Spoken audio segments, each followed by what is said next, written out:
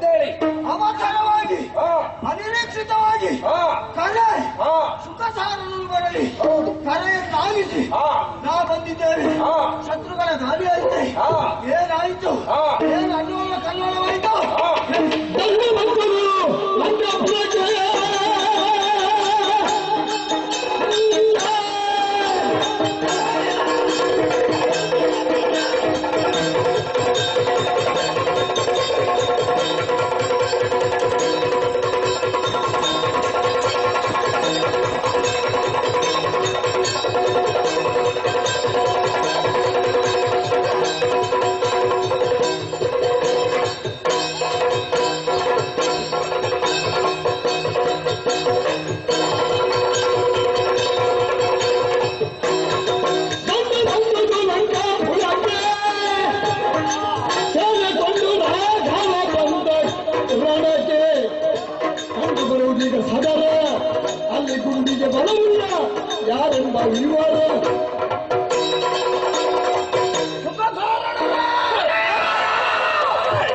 ಸರಿಯಾಗಿ ಒಮ್ಮೆ ದಕ್ಷಿಣ ಶರದಿಯತ್ತ ದೃಷ್ಟಿಯನ್ನು ನಿರೀಕ್ಷಿಸಿ ಎತ್ತರದಲ್ಲಿರುವಂತಹ ಲಂಕಾ ಸಾಮ್ರಾಜ್ಯದಲ್ಲಿ ನಾವಿದ್ದೇವೆ.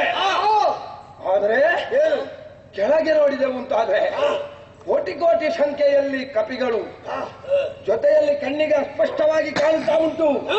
ಇಬ್ಬರು ಮೂವರು ಮಾನವರು ಕಾಣುತ್ತಾ ಇದ್ದಾರೆ. ಅವರು ಯಾರಾಗಿರಬಹುದು, ಯಾಕೆ ಬಂದಿರಬಹುದು?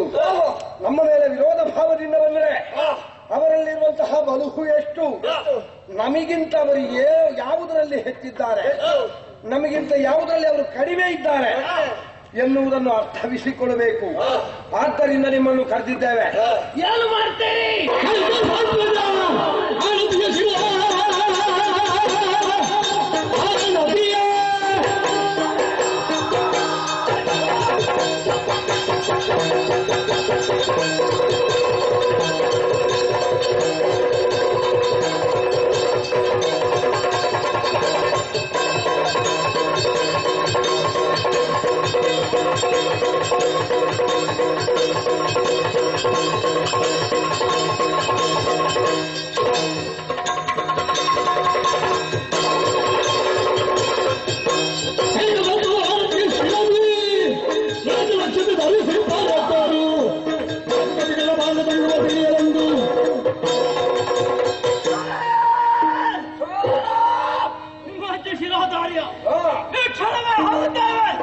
ಅಲ್ಲಿ ಕಾಣುತ್ತಾ ಇರುವುದು ಏನು?